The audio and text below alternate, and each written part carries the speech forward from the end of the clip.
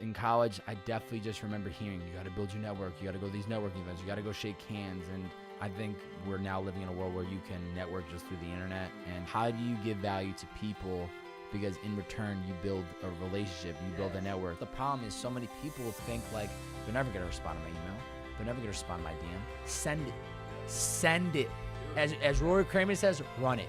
Go for it. Just fucking send the email, send the DM, reach out to the person. Like, you have nothing to lose. You have nothing to lose. Dream is absolutely free. The hustle is so separate. That hunger to be more, to do more, to give more. You've got to go put in the work. Success takes time. What do I want to do every day for the rest of my life? Do that. Brought to you by Mati Energy, it's The Healthy Hustle, a show where we interview today's movers and shakers, influencers, and entrepreneurs. Get an inside look into their stories and how they hustled to get to where they are today. Hustle is waking up one day, the day before you die, and realizing you gave it your all, emotionally and executionally, in theory and strategy and in execution. Hello, ladies and gentlemen, and welcome to this episode of the Healthy Hustle Podcast. It's Jeb, and I'm here with your favorite bearded man, Bobbbaaaay. Let's go. We are in LA in the Purpose in the Youth studio. I'm super stoked to be here, Bobby. Dude, thank you for coming through, bro. This Nailed is it down. so weird right now because I'm being interviewed across from where I interview people. So we're flipping the script the today. energy right now is just, this is so different than anything I'm used to, because usually I'm the guy that's coming in. Yo, what's your favorite bearded man? The one, the only Bobbbaaaay here in the Purpose in the Youth. So it's just crazy, but yeah, I'm stoked to have you in here today, man. This is gonna be It's awesome, man. I love that. And just so everyone tuning in, Bobby is our first healthy hustler that we brought into the Mati brand, which is super sick. Thank you, Mati. Cheers to Let's that. rig up to Amen. Mati right now. Yeah, honestly, bro, like, and I told you this via email, I can't even really put into words what this whole partnership has meant to me, because to me, it's just like this whole 2.5 years of keeping my head down, just like focusing on creating a brand, focusing on creating great content, and just building on something. And then when this opportunity came about, and really just looking into what you guys are all about and the brand and your intentions, I was so pulled in that I just knew, like, this is somebody that I can put my name aside. You know? I love that. I'll never put my name aside something that I don't genuinely believe in. Yeah. Because I understand long-term versus short-term, and it's not about money to me. It's about surrounding myself with the right people and the right brands. And so seeing Mati, seeing what you guys are creating, seeing what, like, the intent and doing, like, these podcasts now, like, I think you guys are so far ahead of where brands are going that to me it was like a no-brainer. I was like, there's definitely a partnership here. We just need to figure out the details and how this is going to make sense. And to me, it was a no-brainer. But honestly, it's thank you to you, because this wouldn't have been possible without you. So you tuning into the content or just seeing my hustle and being interested to make this happen is 100%. Speaks loudly, man. Yeah, we put so much work into, like, trying to build a brand in 2018 and, like, build the idea behind this brand. So being able to come into 2019 with someone like you at the helm helping make it real is super exciting for us. And you've been on this journey for a long time, man. I mean, it's been like over 2 years, almost 3 years of grinding. Yeah. And with the Healthy Hustle, it's so cool to get that retrospective look at where people are coming from. Yeah. And I want to dive in to 18-year-old Bobby. Yeah. Take it back a second to when you're like on the come up. We're trying to at least lay the foundation. What's running through Bobby's head? What is he excited about? Everyone gets asked that question of what do you want to be when you grow up? Yeah. And it's like, for me at least, getting asked that question is like, well, I'm going to figure it out. Yeah. Right? I want to know what you were thinking. Yeah, 18-year-old Bobby, graduating high school. I was the voice of my high school. I don't know if you know that, but I was the voice of Chicopee High School. Shout out to my 413 peeps. But so this is the thing. When I was graduating high school, I went into college with the mindset of, I want to go into corporate America. I want to wear a fire-ass suit every single day. I want to have a dope watch. I want to get into a company. I want to climb the ladder. I want to, spend 25, 30 years with a company and just, like, ball out. I want to climb my way to the top. That was literally the thing. And no kidding. I thought, one day I want to own the BMW, a Range Rover. I still kind of do, but the mindset now is completely different. It's not, if it comes into my life, great, but that's not the motivation. And so 18-year-old Bobby was so unsure, though. Like, going into college, I knew that I wanted to go to business school because I thankfully just understood, well, I don't want to be an officer. I don't want to be a lawyer. I don't want to do anything specific where you have to go to college for that. I just knew that I liked business, and I knew that no matter where I go in this world, everything is backed by business. Yeah. Let me get a major in business, Foundation a for foundation potentially business. anything. Yeah, exactly. So, going into college, 18-year-old Bobby was just like, I just want to have fun in college. I want to study business. I'll figure out exactly what major it's gonna be, but we're just gonna pump through, and then hopefully by the time I graduate, I'll have a career lined up or I'll have a job figured out. Yeah. So that was the mindset. Going into creating was never even a thought. Were you process doing anything at all? Nothing. In high school, I had taken a couple video classes, and this is the thing. If I had to go back and tell my younger version self any advice, it would be follow your interests, because I remember being interested in the video classes, but like my homies weren't taking them, so I didn't continue to take them. You're just drawn to like I wanted to follow where the homies were going. So if they were taking this class, I would have gone there. And I remember being in a video class. I took a video one, and I actually really liked it. I really liked it, and I didn't pursue it. And I don't know why I didn't, but I just realized like that. My friends aren't doing it. I want to try something different. And I don't know. It just was like this younger phase of me of just I wasn't doing anything creative, man. Wild. I had a couple homies of mine. My buddy that I live with out here, Dylan Reese. He's a music guy. He was super creative. I had a couple other buddies who were making clothes, a guy that was making music production. And I just was so interested by like, damn, these guys create shit. Yeah. Like, how do you do that? What's the process? Yeah. So I was not creating at all, man. But the personality was there. Personality, yeah. It's always the voice been of the there. high school. Like what was that about? What, the voice of the high school? Yeah. That came about my senior year. And I was just the morning announcement guy. So like, oh, nice. Good morning, Chicopee High School. This is your daily reminder to put your ID on. And dude, it was so. I still like laugh. I can't believe I actually did that. But yeah, what's interesting about where I grew up in Chicopee, Mass, there was 2 high schools. Okay. So the city is big. It's like 55,000. And so people would go to one high school and one to another. And I was just I always had friends at both. Okay. And I'm not Mr. Popular. I wasn't like the cool kid. It's just, I always saw value in knowing a lot of people. And I always try to keep it super cool with people. Like there was definitely people that I like didn't rock with heavy, but I just always made sure to just keep cool with everybody. Like don't cause any issues. And so I think the personality of like being a people's person has always been in me. I gotcha. Yeah. And especially growing up with my father's side of the family, they're very high energy, like literally me just it's the same person. Yeah. So I think the personality has always been there. I just never realized I could become a brand out of it, or I could like take it to the masses. And so, well, personal branding wasn't even a huge thing back then. I mean, personal branding was not even a topic. Yeah. I didn't, because I was a marketing major in college. So definitely like my junior year when I started getting into the marketing classes, we started talking about branding, and I don't even remember if personal branding was really a thing. Wasn't in my classes by any means. It really wasn't. It wasn't. It's just so interesting reflecting, because literally like the last 2.5 years, I've just been focusing on guests and like the next story. Yeah. And as we were talking about before this podcast started, like I'm always just looking for the next guest, looking for the next guest. Yeah. And it's not until now I'm sitting down in this very moment when everything is recording and we're in this moment that I'm like, holy shit. Like I literally, I started at zero. You know, like I wasn't making YouTube videos. I wasn't doing anything creative. And then I just pushed the envelope and I just like went all in, and I bought a GoPro and I told myself I'm going to start vlogging. And I remember the first vlog I ever shot was at a Super Bowl party for the Pats. And I had no idea what I was doing, but I was just setting the camera up, and people were just, they weren't like looking at me, but I was like, nobody was doing this in Boston. So it's just been like this. You had to build it, like you said, from ground zero. And like that process is insane to look back on. Yeah.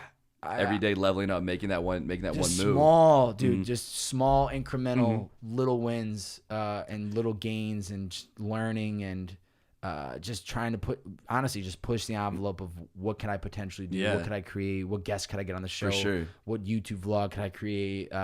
And to dive in your psyche, like you went into college, like you said, with this idea of I could kill it in corporate, have the shiny things, almost like driven by what you could have. Yeah. But there had to be that shift where it was like, okay, there's value in the network, there's value in the hustle, and that's a big change, right? Different mindset completely. 100%. Even in the moments now. Perfect example. My homie that I don't want to. I'll give his name. I'll say his name. Reese, the one we were talking about before.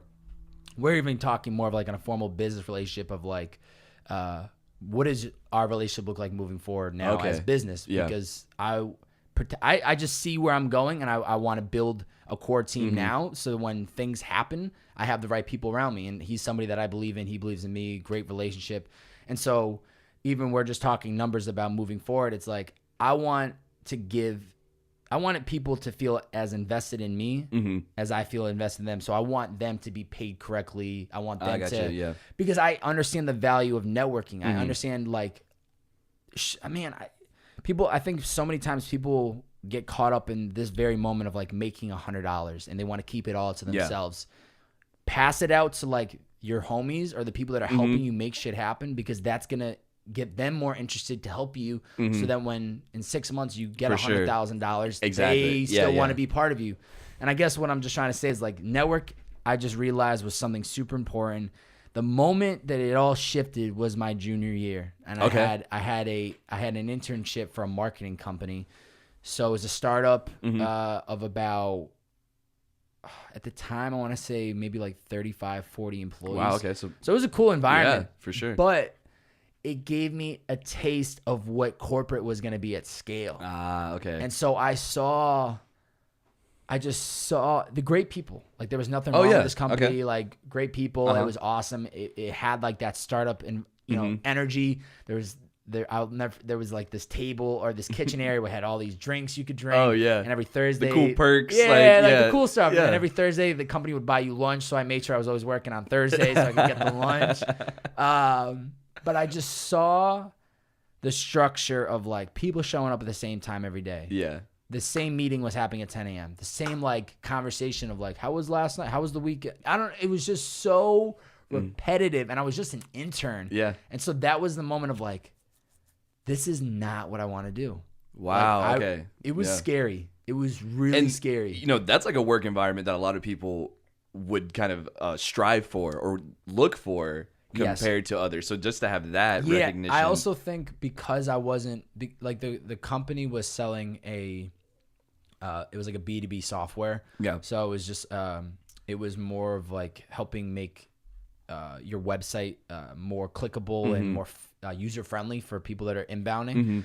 So I wasn't super passionate about the product. So it really, that's the thing. I think because I wasn't so passionate about what we were selling, it made me really pay attention to like the environment I was working in. And I think maybe if I was selling like a product that I was really passionate about, I would have not seen this moment. But to me, it was like, regardless of what you're selling, regardless of what our big picture is, this is the environment you're like working towards. This is what you want to do on a bigger scale.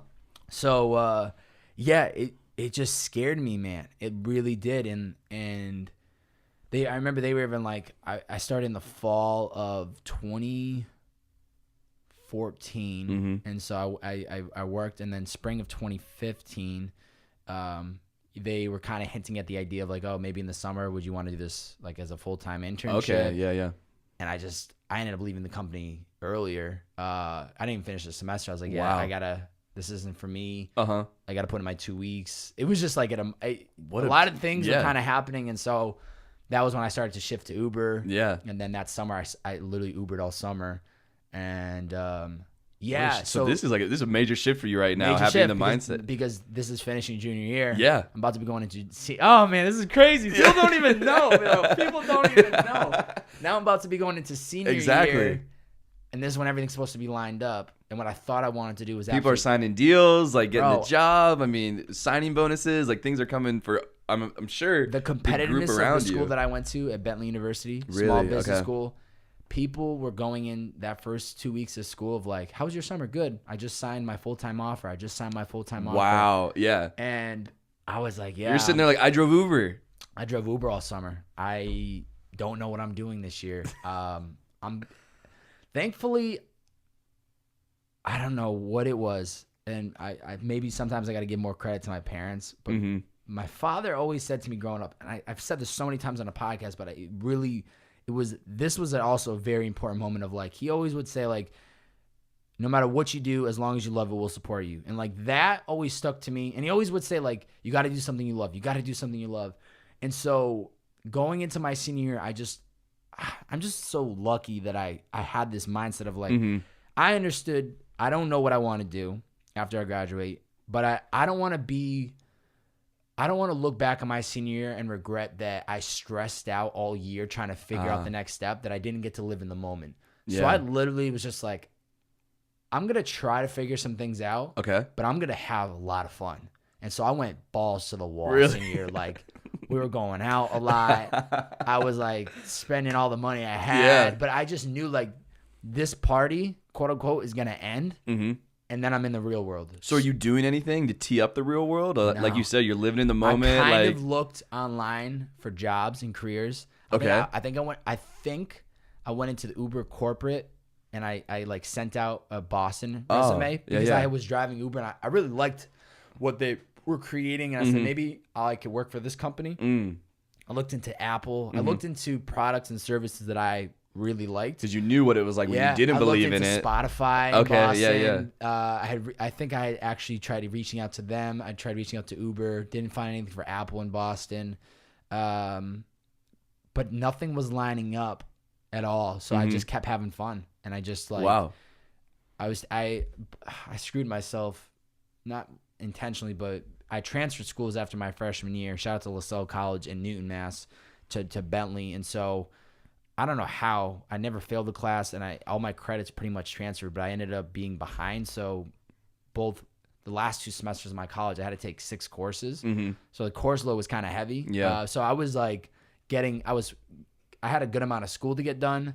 So I was focused on getting that done, and then I was driving super, super, super part-time with Uber. Like, I gotcha. Okay. Maybe 10 hours a week at most. Was the importance of the network like real to you at that point in time? See, that's the thing, man. I don't know the moment of when I understood. I think this is something that a lot of college kids don't have. Yeah.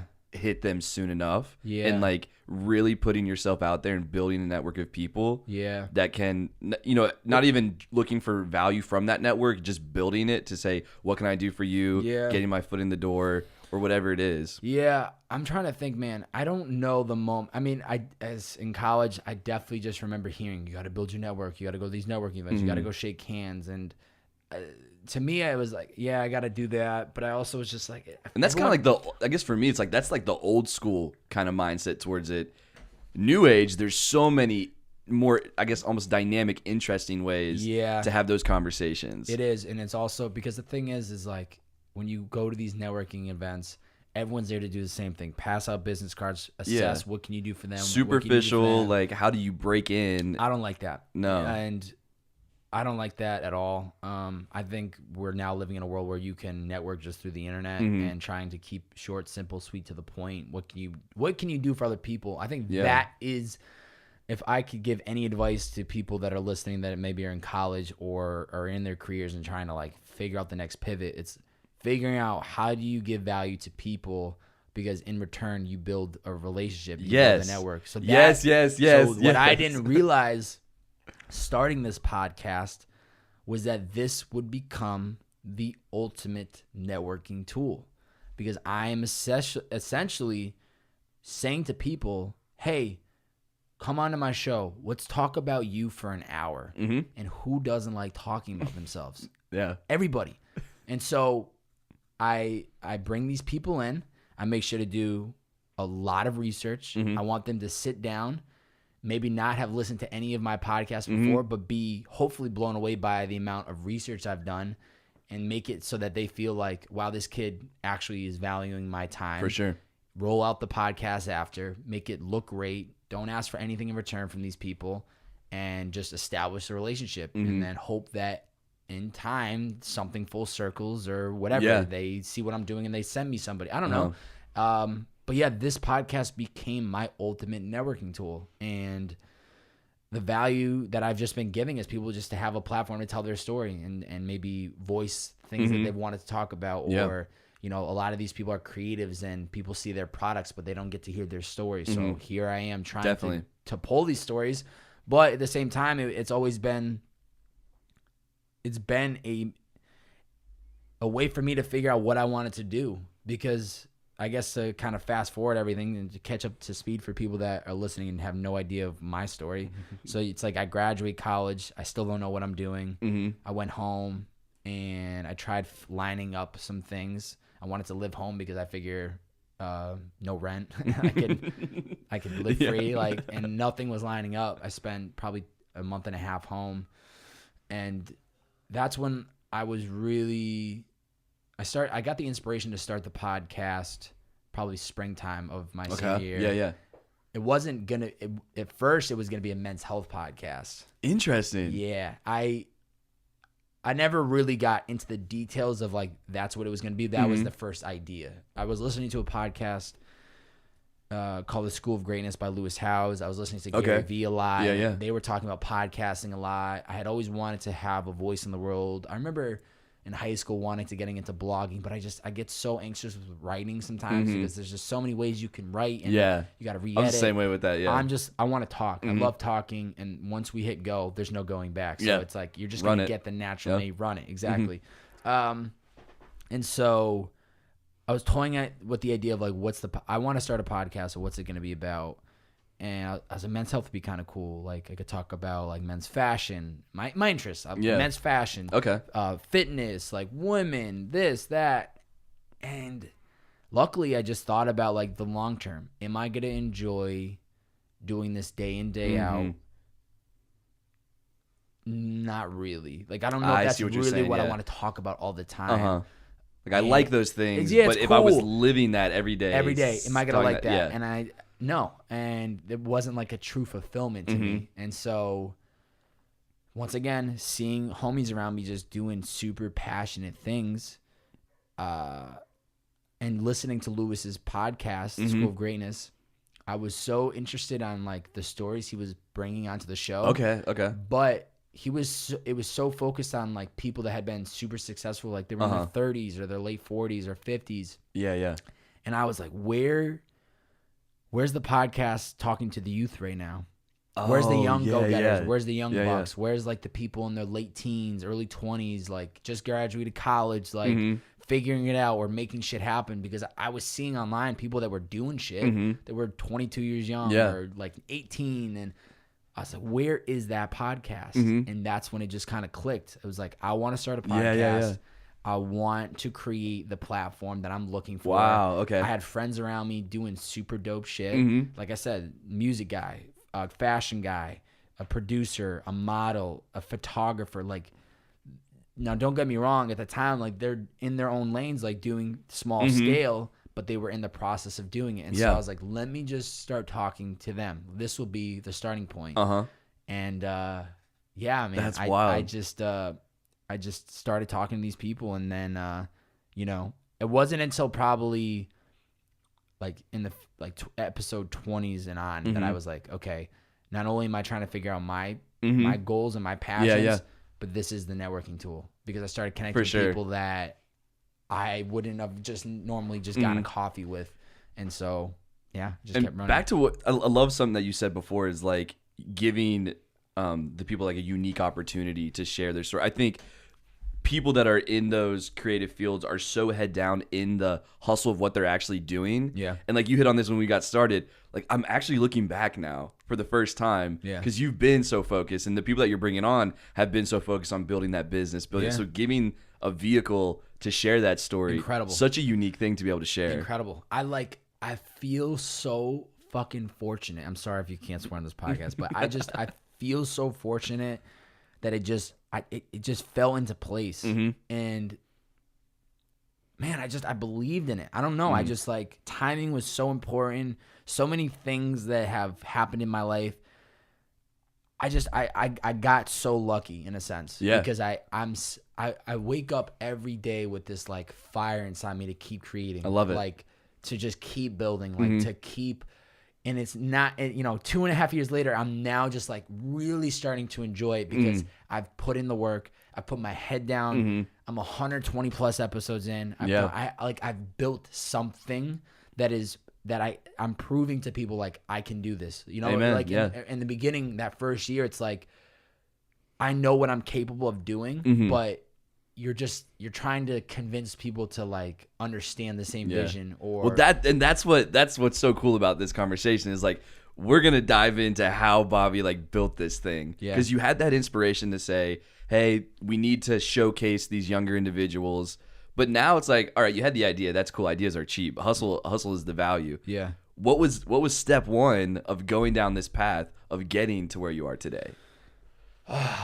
And more details. What do you mean? Like, so you knew you wanted to highlight the younger generation almost. These people doing unique things. Yeah. You wanted to do a podcast, but you had to start doing it, right? Like what were you doing to lay the foundation for this? What steps were you taking? Like, how did you start getting people on the show? Yeah. So I had the idea and I understood that the best thing that I can do is just utilize the people around me. So literally like the first, like lowest hanging fruit almost. Yes, as far exactly. As so literally of the first 10 episodes, 8 of the people are people that I was friends with that I could call or text and yo, I'm doing this podcast. Can you hop on? So I literally just utilized those first people as like, yo, I'm doing this podcast. You're a dope fit. Can you like be a part of it? And they're like, yeah, let's do it. Like it wasn't really a favor. It was just like, when can we set this up? So the first step was just, once again, man, I don't know maybe it was Gary Vee's content. I just understood like, I can't just pitch to big guests like, yo, I'm about to do this dope podcast. I need to be like, yo, I'm doing this dope podcast. Yeah. So I need to build a structure. I need to build a foundation. So I looked around. I had the homies doing this dope stuff, and I just started bringing them in. Cool. And so once I got a couple of them under my belt, that's when I start to feel comfortable with sending an email to somebody I don't know and be like, hey, I started this podcast. Yeah. Check out episode 1 to get an idea of what this is all about. I got you. And so that is kind of where I started at, and it's just been that same thing, but at scale now of like utilizing the network of people I'm in, trying to give as much value and trying to just like slowly build and focus on that one episode at a time. And I was just thinking about this last night. I want to go back to like having a vision, because I think it is when I think back to before it launched, I made this video where I went around Boston, or I went around the part of Boston that I was living in. And I knew that what I was capable of creating. I was walking around Boston, and I did this video of like, I asked 10 strangers, like 3 questions: where you're from, like what your passion is. Okay. Yeah, and I just made this like cool video, and it was super low key. I think it got 60 views on YouTube. But I was pitching with business cards like I was already at the top. I just knew I had this clear vision. Yeah. And I was just going to do whatever it took to make this shit happen. Yeah. So I was passing out business cards in my Uber like, hey, August 31st, I'm dropping a podcast. It's focused on unfolding stories to passionate people. I'm getting artists, producers. That's the biggest shift that has happened is like, I went from pitching of like, yo, this podcast is like going to have artists, it's going to have DJs, it's going to have producers, it's going to have all these people, to now it's like, oh, I host a podcast that does focus on these people. So it's been so amazing to just like see this vision come to life. And I think what's super important for the young hustlers and the go-getters, it's not about numbers. It's not about how many t-shirts you sell. It's not about how many views you get on YouTube. It's not about how many mate drinks you're selling. It's just about getting your name out there and consistently punching the bag. That's one thing I'm like, I love saying. It's just like punching the bag, putting in the reps. Like, how many times are you going to punch that bag over and over? And that's all it's been. It's just been like, once again, going back to the original question of just taking around the environment that I have, bringing in people, and then keep growing, and then start reaching out to people that I don't know, and then send those Hail Mary emails, and then now that's what it's become. Like, you would laugh if I went to my sent inbox on my email of the last 30 days. You would laugh at the people that I'm sending Hail Marys to. But I love sending that email to Dan Bazarian because I know there is a 0.01% chance that he's going to answer. But in the case he does, guess what? Amen. It wouldn't have happened. Yeah. It wouldn't have happened. So, yeah, I don't know. It's just... It's interesting, too, like, the vehicles that we have to communicate with people today, there's so many. So, like, for those... I guess this is almost like something for people tuning in, but like in that young hustler mind frame, the ability that you can send an email to anyone and is a chance that they might just open it. Like that, you couldn't do that before, right? And like these social media vehicles, DMs, like all these things, you can hustle your way to certain people. Yes, more so than you ever could before. Like, I think if there's anything people need to understand, it's like you got to stop holding back and stop worrying about, or not worrying about, but that's the problem is so many people think like, they're never going to respond to my email. They're never going to respond to my DM. Send it. Yeah. Send it. Do it. As Rory Kramer says, run it. Run it. Go for it. Just fucking send the email, send the DM, reach out to the person. Like, you have nothing to lose. You have nothing to lose. And so now I don't even question myself anymore. It's like, I see an opportunity, I'm sending it. I'm running it. I'm just going to go for it. And they're not going to respond, and that's great. I love when I get seen or like they read it and they don't respond. Great. I love it. You're adding more fire to the fuel inside me. Amen. I don't care. But now it's just like, I think the one that there was the one email that I sent that I realized it flipped the switch was with Drama. So he was episode 84. I had sent that email 2 months prior before he responded. And honestly, I wasn't going to send it because I was like, he's not going to respond. I said, fuck it. I just got to send it. Like, what do I have to lose? And then 2 months later, he responded. And then that was the moment. It was pretty immediate after he responded. And I was like, okay, so there's a chance somebody's going to respond to my email.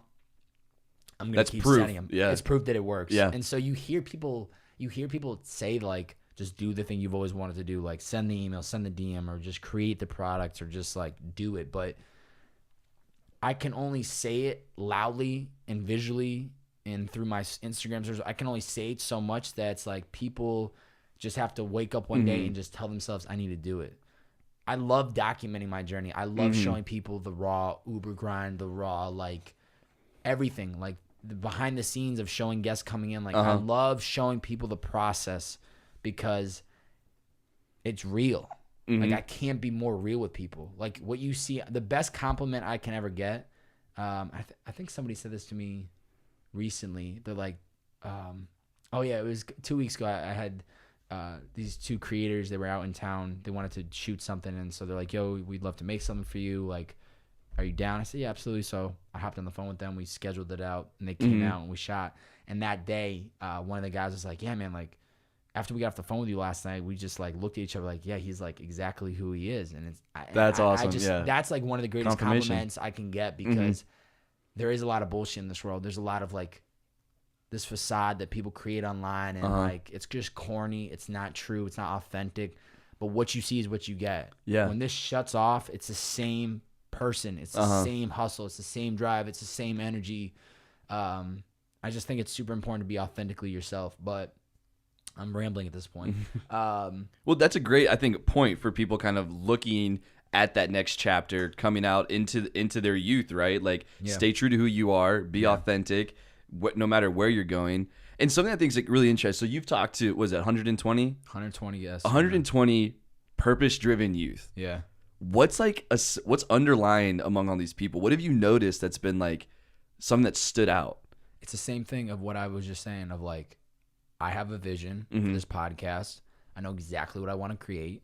People around me don't know nobody's ever going to understand the vision as fully as you do. For sure. Like what you have going with Mati right now, with this podcast, with like where you want to take the brand, like there's nobody that's going to understand that same vision except for Jacob.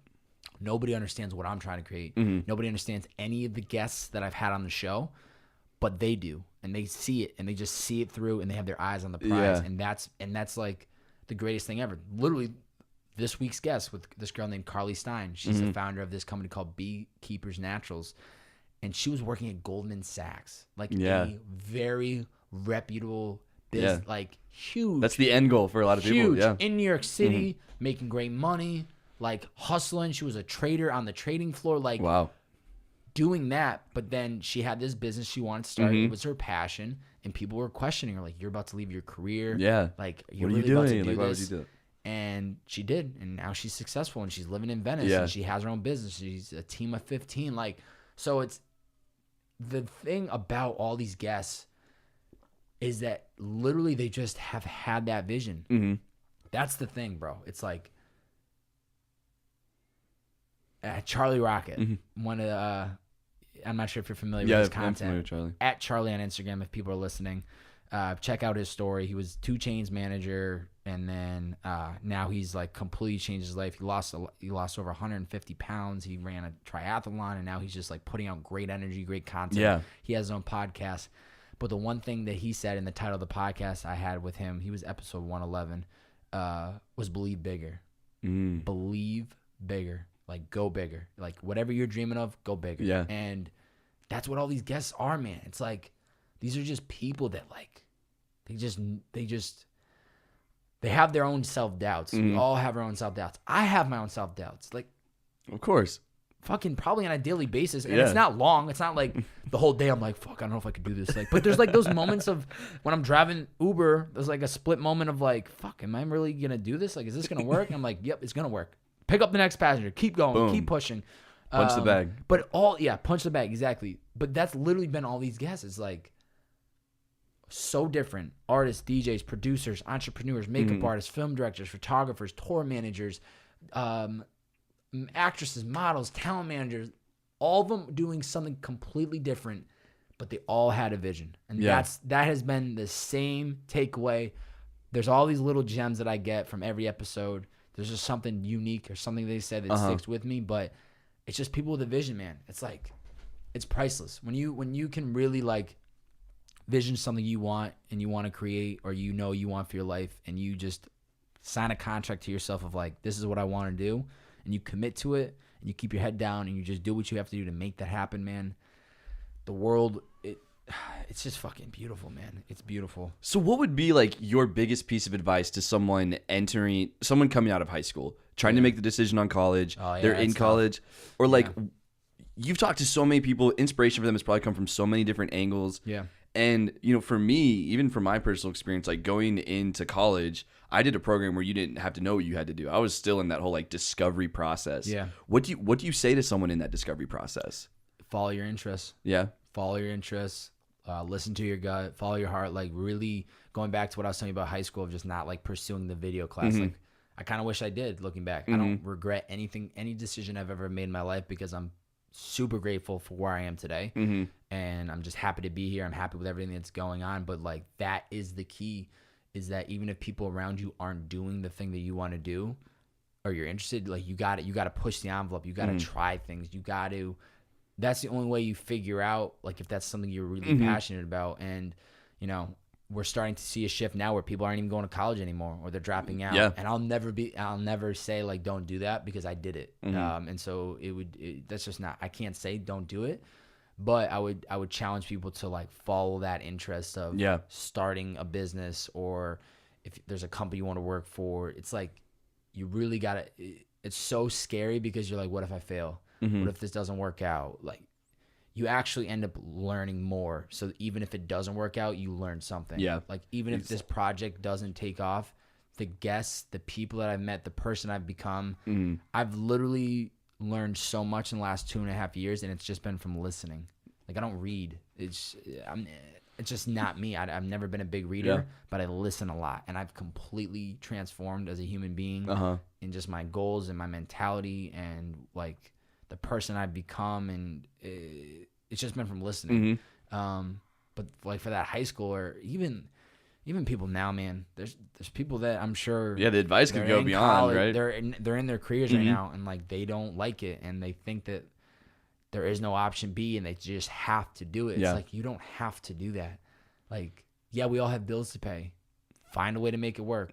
Start saving money. You know, like, And there's so many interesting ways now to kind of, I feel like, put together something to help kind of sustain you while you explore. Like Uber seems like a great vehicle for you Literally. to build on this project that you're doing, to find out that. So I got lucky with that too, because it was like I was in college. I just needed a way to make some side money. And I had heard, I don't remember the day or how I got into Ubering, but I just like heard about the concept. I was somebody that didn't mind driving, and I liked the idea you could work whenever you wanted. For sure. That freedom. That freedom was huge to me. And yeah, like that platform, I always tell people jokingly, it's like I'm gonna be the first person you see on the cover of a magazine that was like started from the Uber, now he's here, you know, like started from the Uber grind.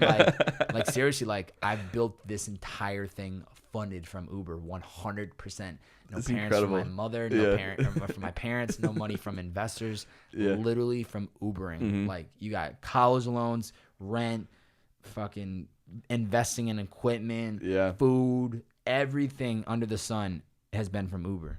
So incredible. We live in a world now where as people we have so much more power of our time, because there are so many platforms that are offering a way to make money on our own time. And you gotta like do I want to work every Friday and Saturday night? Not necessarily, but when I take a step back and I look at the life I live, and I'm in complete control of my time, and I'm making things happen for myself, I'm grateful. Like I'm grateful that Uber was a platform. It's something that I kind of hear time and time again is like, are you really going to remember that Friday night when it's all said and done? But you will remember that. Let me tell you right now, there's a lot of Friday nights that I don't remember from college, and so I lived it hard. Like people there's no content of me from my college days because I wasn't creating. But if only you could understand how hard I was going. First one in the bar, last one to leave. Just balls to the wall. I'm not afraid to say it. Like I also think it's super important. We're gonna crack another Monty because I'm having a great time. Shout out to Monty. Listen, hello. When I tell you, like Bobbbaaaay in college, man, fuck. I just went ham, bro. Like me and my homies, like just like just the typical college guy in a way. I don't know if that's the right way to say it. We live in a world now where it's like, what do you mean by that? Just like I got my shit done. I was a good person. Weekends would come. We would drink heavily. We'd go out. We'd party. We'd do a lot of dumb shit. Stay up till the like sunrises. But I think it's also important to go through these phases in life where it's like I don't drink like I did, but I also like will never regret those moments because interesting. I had to go through that phase of like waking up at 1 p.m. the next day, still drunk, like just like hitting my head of like, how much money did I just waste? I feel like shit, like laying in bed all day, wasting the day. Like I had to go through that phase. And once again, going back to like graduating, I knew that like the party was ending in a sense of like, I got to figure my shit out. You know, and so that's another kind of interesting thing to dive into too, is like, you knew the party was going to end. You graduated. You walked across stage, and now you're trying to figure it out. What was that? Because I know you said you were listening to some podcasts that like inspired you, but what else were you doing? You sent out some resumes, like what else was helping you figure it out? Man, so much, bro. It's just like that's a really interesting phase, I think, for a lot of people. Just to say, was scary. Yeah, I gotta tell you, man, because there's no income, or you had Uber, but this was a very now. When I think back to these moments, kind of going off of what I was saying earlier about when you have a vision, nobody's gonna understand the vision except you and I. Nobody's gonna understand what was going through my mind when I was graduating, because I shit you not, it was one of the scariest moments of my life. Like when I look back at my pictures on graduation day, I see somebody who's very scared. Really? Okay. Yeah. What's in your head? Like I have no idea what I'm doing right now. Bro, I was really scared. Yeah. Like people don't really understand that, and I was just so like, I don't know, like what, like I had this idea to start a podcast. Everyone around me had their career lined up. Had the deal. I was that like oddball out.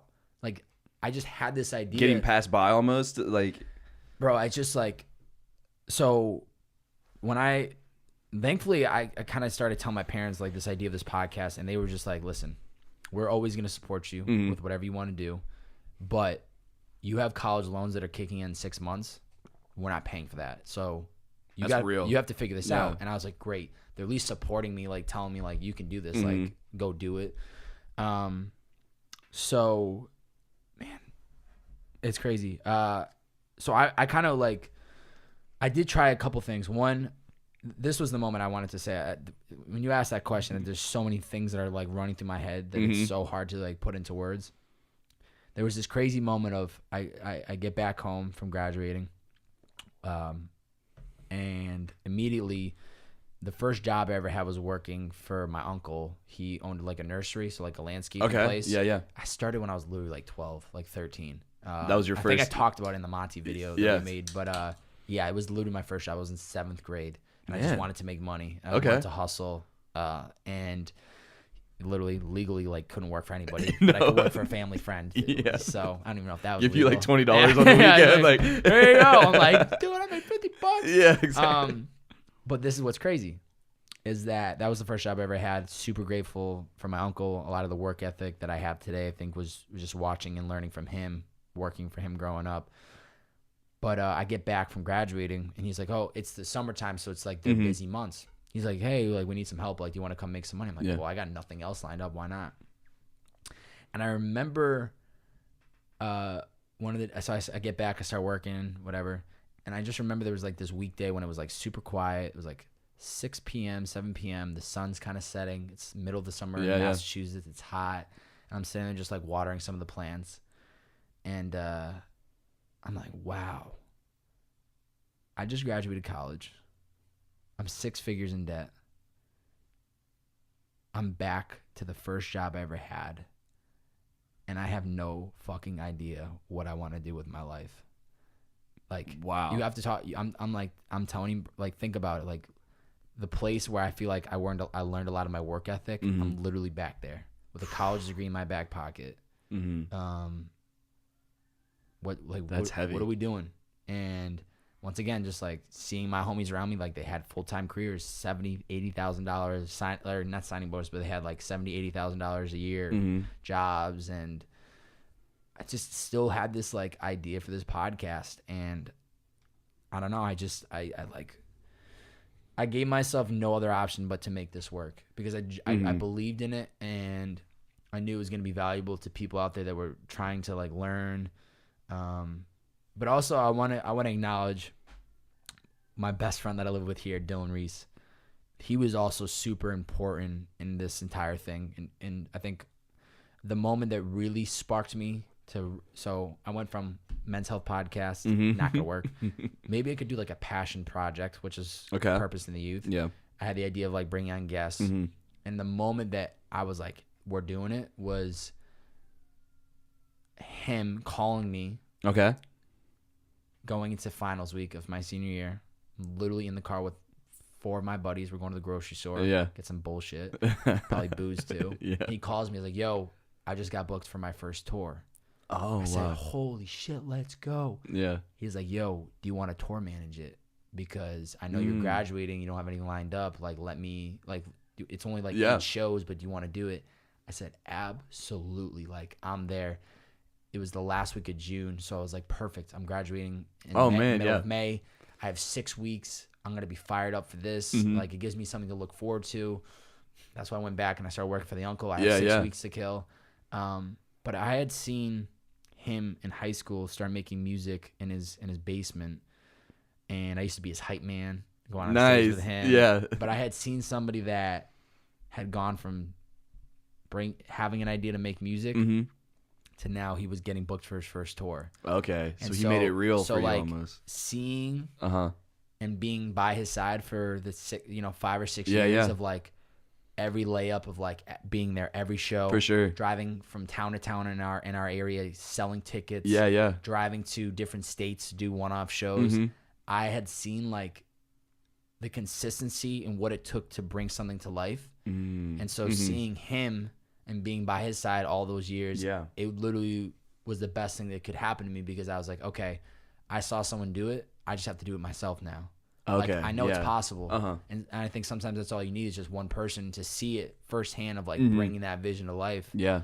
Why I think now, like you showcasing that hustle too can be that inspiring example for people to say there is an option here. Yeah. And that's why I try to document so much of my Mm-hmm. journey, because all it takes is like I get one random DM every like couple weeks or some shit, and someone's Mm-hmm. like, "Yo, I see you working so hard. Like I love like your Makes it like yeah.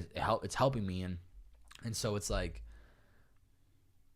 what I'm about, what my brand's about is like it's the hustle, the healthy hustle. Like what Amen. right? Amen. Like, Yeah. that's what it's about. I love it. And I also had a moment a couple weeks ago. I had this huge breakdown, not huge, but I had a breakdown where I had to like step back and really like assess my healthy hustle, because I just had, I like, life has been going so quick and I'm making all this shit happen, but I'm realizing too, like I'm not taking moments to like enjoy life. And Okay. like, and so I had this breakdown. I literally like was driving Uber and I started bawling my eyes out. I was by myself and it was fucking crazy. It was literally back in January. So it's just been, I don't know what I was about to say. But just about staying like healthy on making sure that you're doing, I guess, things to maintain who you want to be. Yeah. As much as you're so about like the documenting. So yeah. once again, so I had this whole moment of like, whatever. It was just like assessing, like, what the fuck am I doing? Like, is this going to work out? Blah, blah, blah. But it's like showing people my process and like the hustle, the day in, day out, the early mornings, the late nights. Like, I get a high off of it because I'm seeing people like get inspired by it, or they're like learning from it, or they're just like seeing me punch the bag of like, dude, I'm still driving Uber full time. Like, I'm still doing what I got to do to make this shit work. So I'm going to keep documenting for the longevity. And at the end of the day, what Gary Vee has played such a huge role. And I liked how you made the Kool-Aid line earlier, because that's kind of what happened. Like, I got a sip of his Kool-Aid in that first year of the podcast. I literally was watching his daily V's every day. I was listening to his content every single day. Yeah. And one thing he always would say is like, I can't wait for the day for you to stop watching and listening to my content and go out there and do. And I was like, why? That's a great line. Like, I'm never going to do that. And then it shifted because I started like getting so busy with trying to do other stuff that I was like, oh, I see what he means. I'm actually so busy now trying to create my own thing. I don't have time to consume his stuff anymore. But that was one thing he like talked about, and why I got inspired to buy a GoPro and start a YouTube was like, yeah, nobody's gonna be paying attention. Like, nobody's gonna be watching these videos, but it's gonna be so great for me personally to have documentation of all these moments. See where you came from. See where I came from, and be able to go back and like have a reflection moment. Oh, of, like, yeah. The first vlog I ever put up was in my bedroom in Boston. Lighting horrible, no color correction on the video, raw audio. Oh, man. I'm just like, hey guys, starting this YouTube channel. It's gonna be sick. I'm gonna document my life, and I definitely had the energy. I love that was the first video. I'm doing something. But I'll never take that offline. I respect people, any content creator, anybody out there that like deletes old stuff and they want to refresh the brand. And like, I just had a homie do that recently with his music. He like completely wiped out his catalog, and now he has like a new project coming out, and then like you can't get any of his old stuff. But it's like, I'm such a believer of like, have pride in like what you learn. Like show people you didn't just wake up and become that person who we now see today. Like, show people, like, that's inspiring for people to see and hear. So you can scroll to the bottom of that Instagram feed. I always tell people, I'm like, go back to my Instagram. I think when I was getting I did that last night for this podcast. I went back to see like what the I think I did probably within the first 6 months of podcasting. I think I did go back and delete a lot of the older stuff from like high school. I kind of wish I didn't, because it was just good memories, but I think I deleted up until like my senior year of college. Really? Okay. Just because it was like, I was smart. I've always been smart about what I posted online. Never did the dumb shit of like, just stupid stuff. But I understood branding, and I for whatever reason deleted a lot of stuff. But now I'm at a point where I'll never delete anything. But yeah, it's like, I guess what I'm just trying to say is I get a high off of showing people my process in my day-to-day grind, Monday through Sunday, every single day. And that's just like super important of like, I remember what it felt like in college Sunday night. I'm like, fuck, tomorrow's Monday. I got to go to class. I got to do this. I got to do that. And then Thursday would come, and it's Thirsty Thursday, so we were going ham. Yeah. But I remember that feeling of like Sunday scaries. And I kid you not, that doesn't exist in my life anymore. That's incredible. Because every day is literally just an opportunity for me. Like every day. So I try going back to like the breakdown I was telling you about. I try now on the weekends to work a little less than I typically do. But it's now like in the sense of like trying to just enjoy life a little bit more. But it's like every day is an opportunity to me, man. I don't know. It's just crazy because my mindset, and what we were talking about before this podcast, like my roommates, like one of my roommates is a flight attendant. He runs his own vintage clothing called 5 Star Vintage. Yeah, my homie who does music. There's no structure in this house. We all just kind of come and go, do our hustle. It's such a great headspace. But yeah, I don't know. It's just, I don't know. It's super... Another thing like about that is just the network you surround yourself with to help embrace, challenge you. I'm sure it's motivating to be around people that are challenging themselves on these kind of like non-traditional paths. Bro, I'm telling you, I owe so much credit to my man Dylan. Yeah, I love that. That kid is a rock. He's just been such another great example. Like we were growing up, his first passion was basketball, and he's I think on record, I think he's 5'8". I could be wrong. Sorry, Dylan, if you even hear this. But people were telling him like, you can't play college basketball. Like you're too small. You're too small, and you got a full scholarship to play ball. And so like seeing his work ethic over the years too has been super inspiring to me. And then the whole transition to music, he left his basketball career to go all in on music. Started at zero again and still made it happen. Now he's going to be touring for 20 days next month. Like, so he's fully made it happen. But I would be wrong if I didn't say that he has played one of the biggest roles for having one person in my corner of like just seeing the work ethic, just seeing somebody bring a vision to life. It's super important. And that's the thing. I think I've said it a couple times, but like I'm very grateful for the people I've been surrounded by and the people I've been networking with, because it's been all good energy. Moving out to LA was also just like this refreshing point of like, I don't know anybody really out here, so it's up to me to build out that network. I'm just gonna make sure I surround myself with people that I really rock with. Yeah. There's no, oh man, like we haven't talked since high school. Like there's nothing. This is a clean slate. This is a clean city. Like I don't know anybody. I'm just gonna make sure that everybody that I do know is great people. So last Sunday I went to this Yes Theory screening, and it was like the best feeling in the world. It was a super low key screening. It was a big event for them, but I knew like 15 people there, and they were all just, they're great people. They're founders of companies. They're creators, some of the biggest creators in the industry. It's an incredible documentary, by the way. Incredible documentary. But I was like, I felt so fucking rewarding. It felt so rewarding because I was like, this is my network. I'm not here to like ask them for favors. I just want to be a part of it. I just want to be part of the bigger picture and do whatever it is my little role is. They call it the West Side Mafia. And it's all these like go-getters and just amazingly talented people. I just feel so fortunate, man. But it's a cool sign along the way. We were talking about that earlier, like the different things that just show you and confirm what you've been doing. And that's the thing is like, I want this platform to be the network that if Johnny in Idaho doesn't have anybody to talk to, I hope to God that these podcasts are the thing that can help him stay consistent on a weekly basis, or keep showing up, or like push, just keep going. You're like right around the corner. I love just it. Like keep like punching the bag, like because it is for me. That's what it is for me. Like I'm building the network. I'm getting to hear their stories. It's inspiring me for sure. But then putting it out there is also like the huge ripple effect of like it's impacting people. And if any way that can help people, it's priceless, man. Like it's for sure. And I want to jump into the like the machine that you're running today, because I'm always like super curious watching your content. Like what have you done to set up this flow of content you're doing? How are you structuring your days? Just like to give some real like advice almost to people that are trying to maybe not model their life after yours, but just get into content, get into doing something non-traditional. Run us through like your Monday to Sunday. Like, how are you thinking through each day? What are you doing on each day? So before I get into that part, I will say I think so I moved out to LA in 2017. Yeah. 2017, so September of 2017 till probably that following September was a whole year of like, I knew podcasting was my thing. I had visuals. I was doing it all.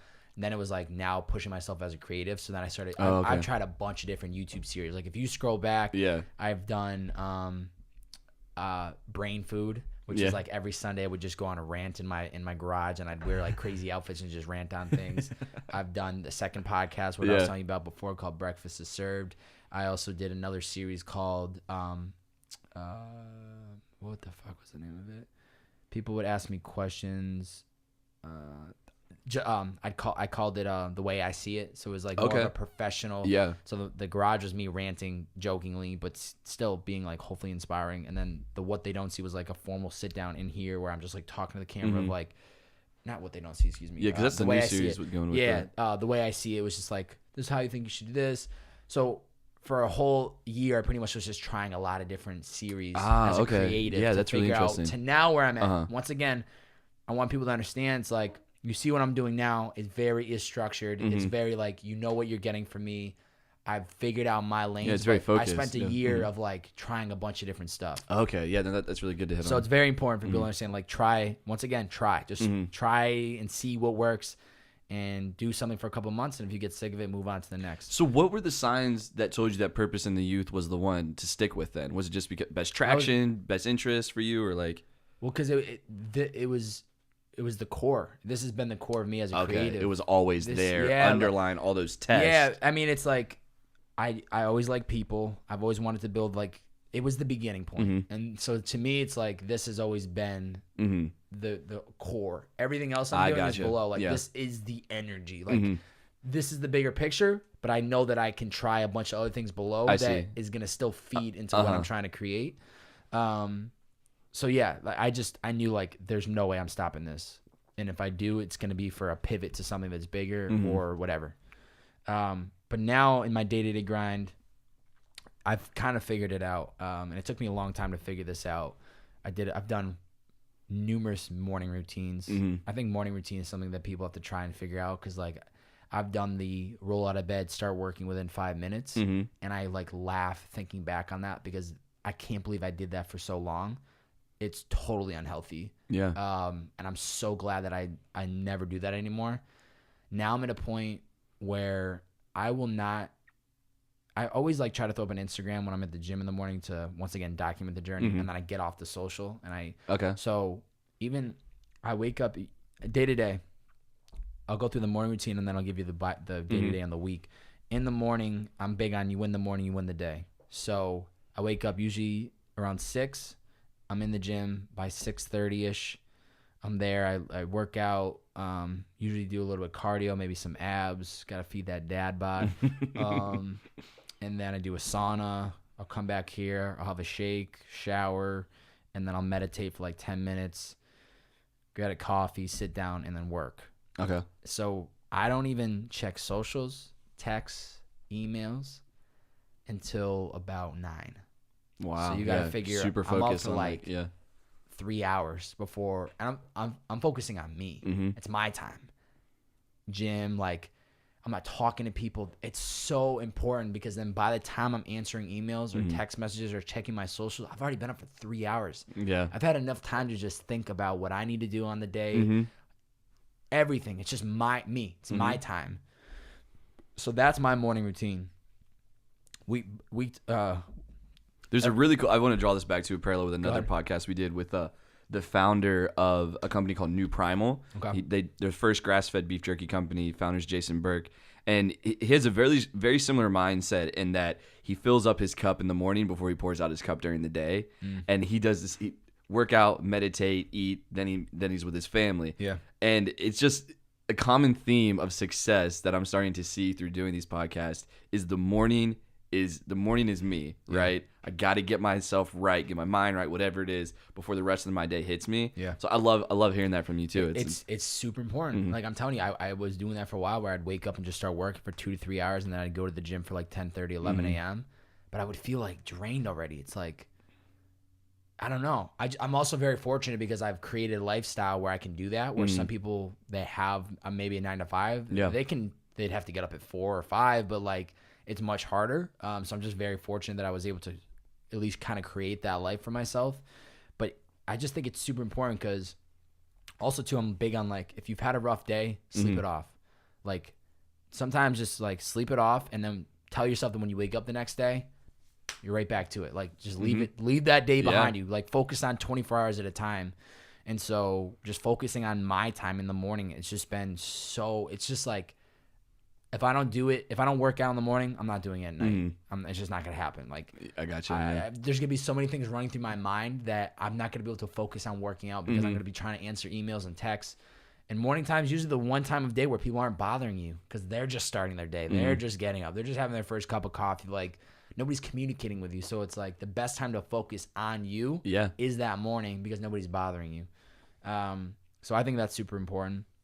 But day to day, Mondays, I call my prep day. So it's the day where I re-listen to the podcast for that week, re-listen to the podcast, make the YouTube video, intro, outro, recording, outlining it for the website, doing all that stuff.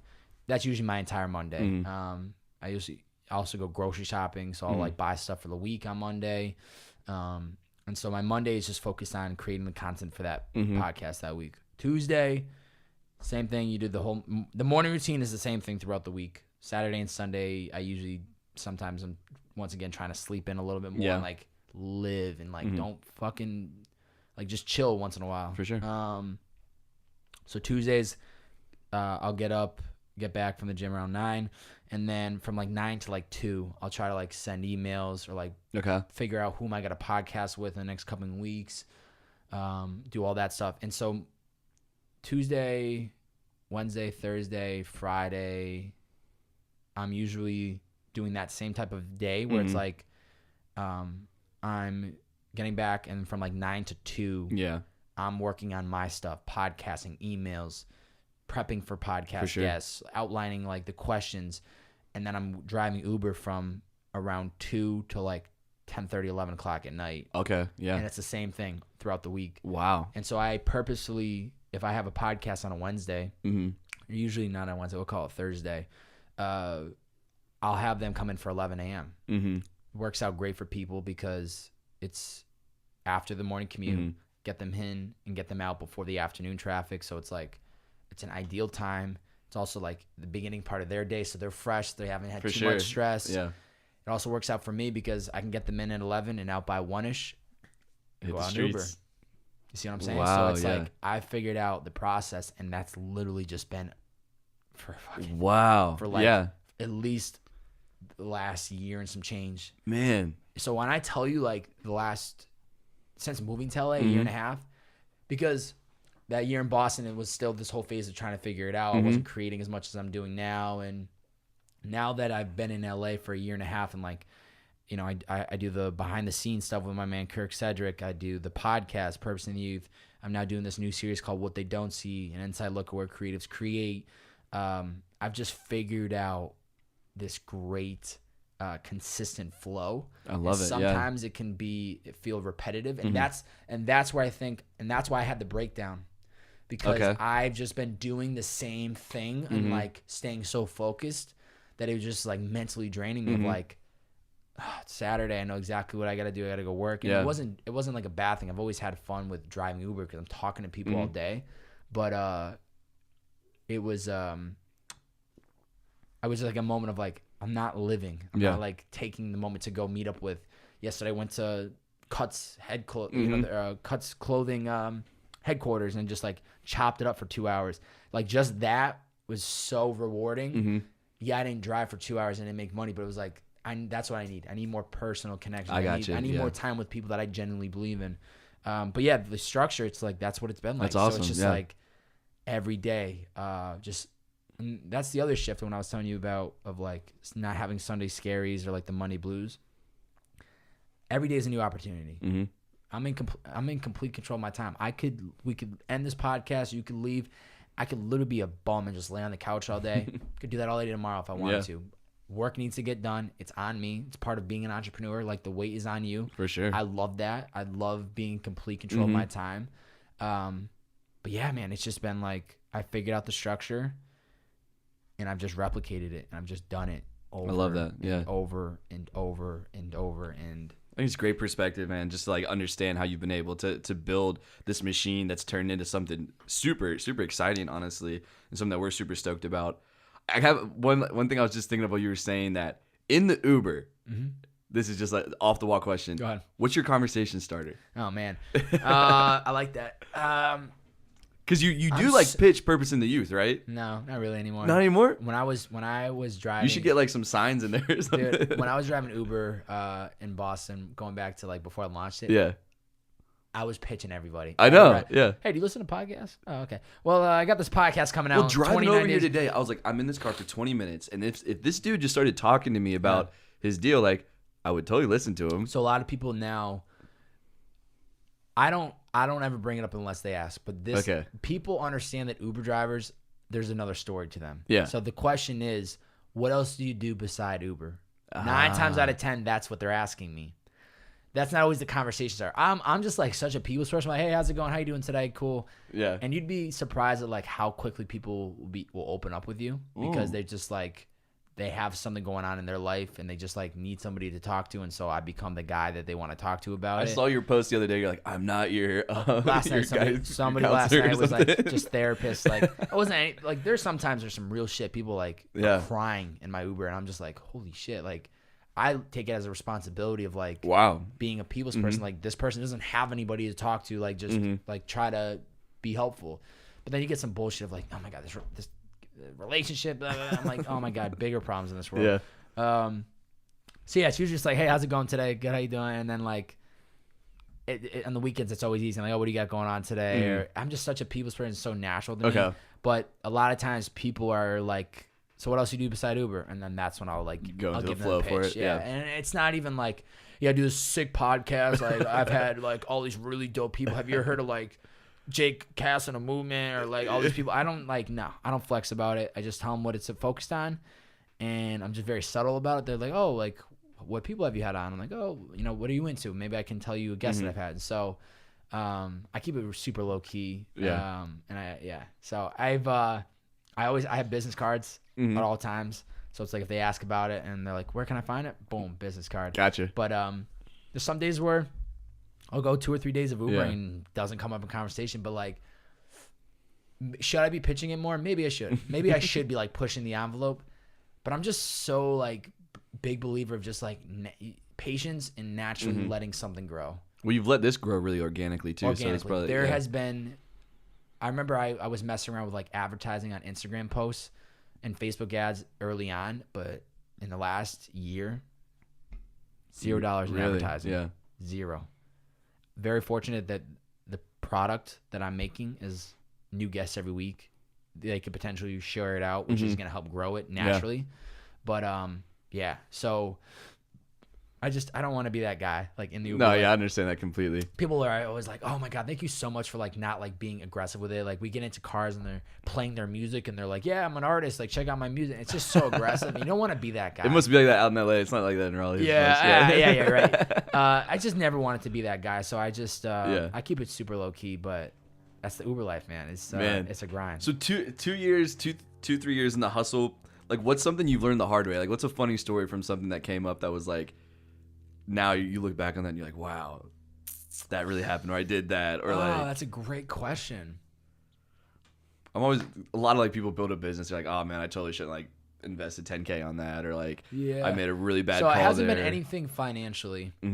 I think now it's kind of like always moving forward. I think that's been the biggest thing is like. You're gonna have these little setbacks when people aren't gonna respond to my emails, or they're gonna be on the podcast and they're not gonna post a thing about it. Yeah. You know, I've had previously in the last 6 months, I had a guest reach out to me to be on the show, brought the person on the show, and they literally didn't post anything about it, and I couldn't believe it because they were a great fit for the show. Yeah. But I don't care, but it's at the same time just like, why would you reach out, show interest to me, but then you're not even gonna share it? I see what you're saying. So it was just like a moment of like, this is weird. But I'm just so like moving forward, and I think that has been one of the biggest things that I've learned since starting. Of like, I'm always moving forward. Yeah. Like, things are gonna happen.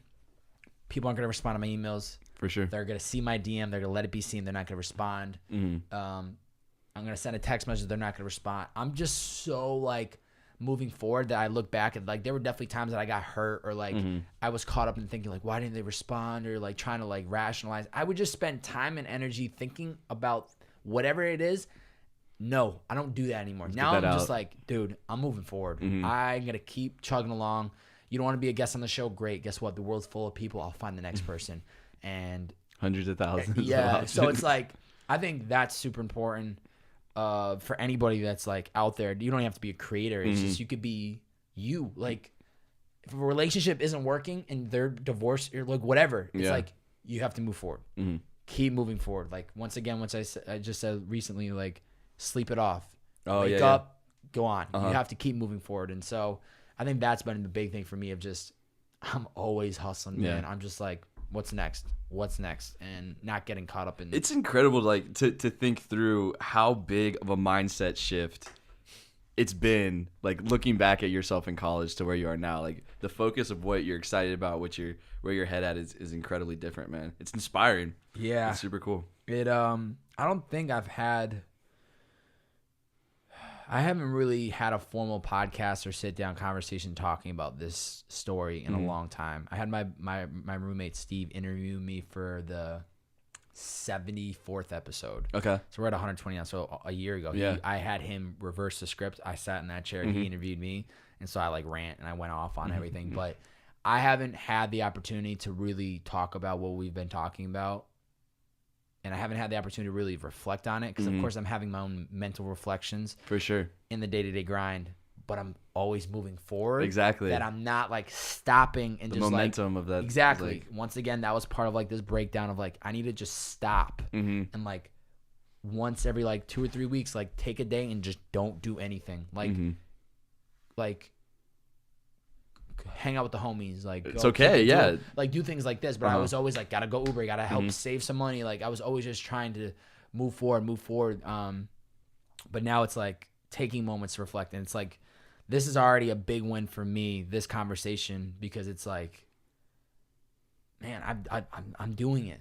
Like I've created the world that I fucking dreamed of living in, and I'm just getting started, Jacob. Like I'm like, amen. Like I'm not even like, oh my God, if people could just like feel the aliveness that I have in me of like life and just believing in like where I'm coming from and where I started. It's like, man, it's just it's at the end of the day, people don't have to see it. They don't have to really feel it. I just like,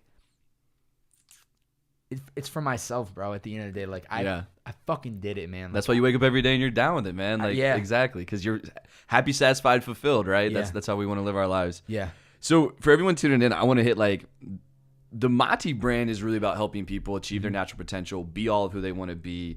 And, you know, if anything, I feel like you've been on this path to like achieve who you want Bobby to be, right? Yeah. And I'm curious, like our big kind of question here, kind of like almost a wrap up is, what is Bobby made of?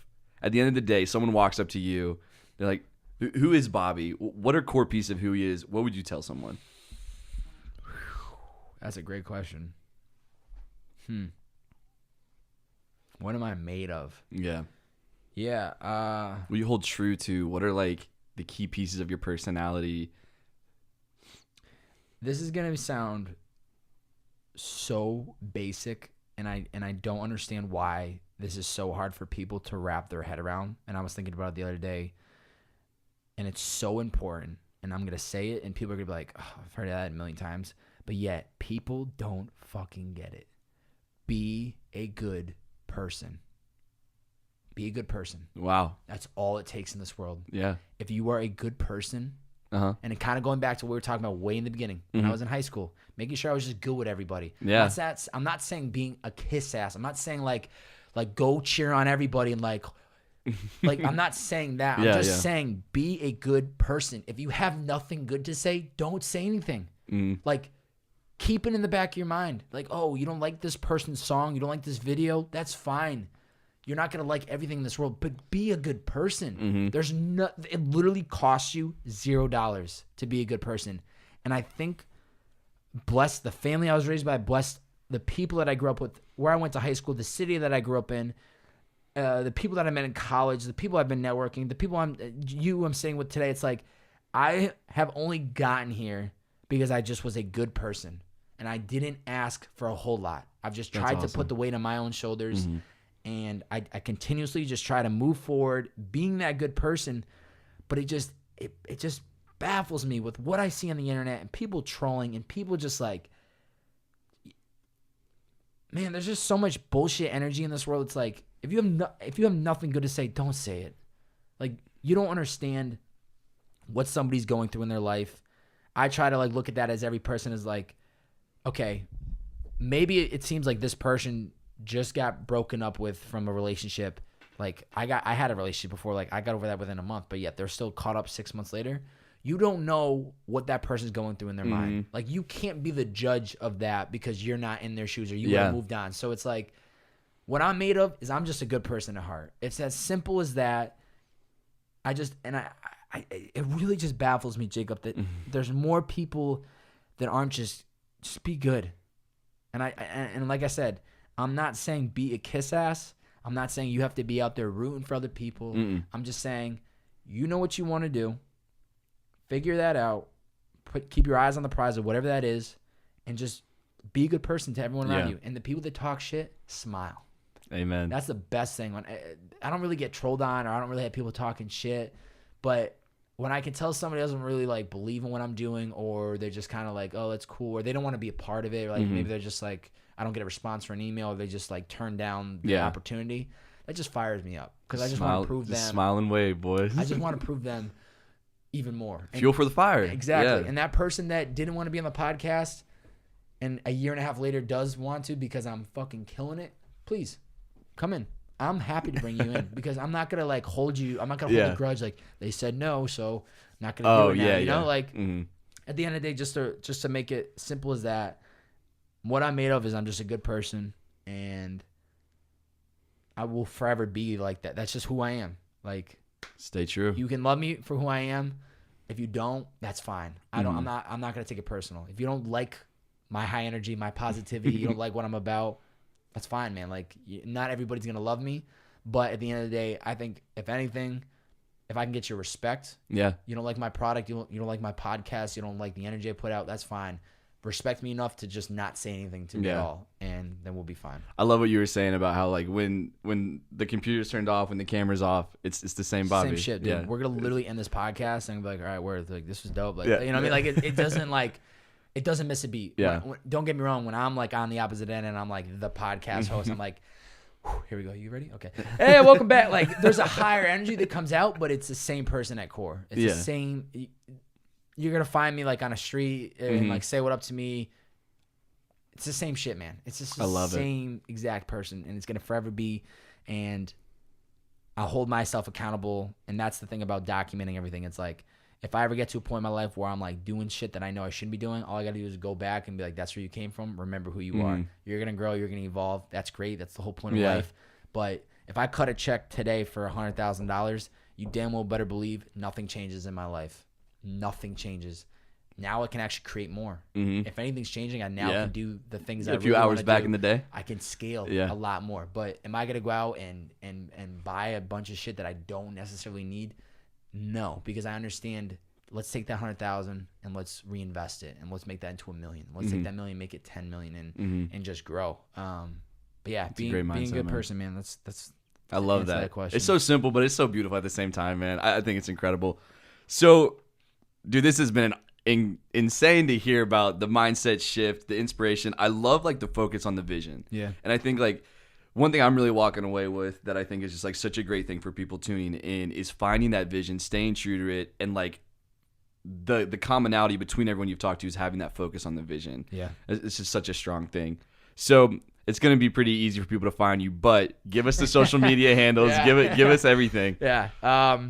You could find the podcast that I host, Purpose in the Youth. You can find that at Purpose in the Youth on Instagram, YouTube, Spotify, iTunes, every podcasting app. But to find the bearded man, the world's favorite, it's at Bobbbaaaay, and it's B-O, 3 B's, 4 A's, and a Y. A lot of you are going, why the hell is it spelled like that? Long story short, Instagram had B-O-B-B-A-Y taken, so I tried doing B-O-B-B-A-A-Y taken. I kept going, and then I got 3 B's, 4 A's, and a Y, which sounds kind of fire when I roll it off the tongue. Yeah. And it's also fire because then when I'm like interacting with people on Instagram, you just see Bobbbaaaay. So people are just like, your name's Bobbbaaaay, and they stretch it, so they kind of already know the branding without even realizing it. But just at Bobbbaaaay on Instagram, YouTube, Twitter, and if you even made it this far to this podcast, I would love to hear like what the one takeaway from this was, because this is definitely like the best interview I've ever been a part of, and to tell my story. So I would be very curious to hear what people had to say from this interview. Amen. For sure. Dude, well, thank you so much. Dude. And also quick shout out to Mati for making this happen. Quick shout out to you. Like I started this podcast, like I really can't put into words what this has meant for me. And so just to keep it short, thank you, because at the end of the day, you're the one that made the decision. Don't worry, these shit always falls. You're the one that made the decision on making this happen. So amen, know dude. that I appreciate much it. more to come, right? More. Laying the foundation. Much more to come. Peace. See ya. Thanks for tuning in to this episode of the Healthy Hustle Podcast. The Healthy Hustle Podcast is created, edited, and powered by our team here at Mati Energy, and we've cooked up a special deal for you to get to try Mati for yourself. The first 10 people to go to www.drinkmati.com and use the code HUSTLE50 will get 50% off their next order. This code will work for any of our variety packs, any of our flavor packs. The only thing it will not work for is our Subscribe and Save products, but we hope you guys can use this deal to get your hands on Mati and to experience it for yourself. Once again, guys, thank you so much for tuning in to the podcast, and stay tuned for next week's.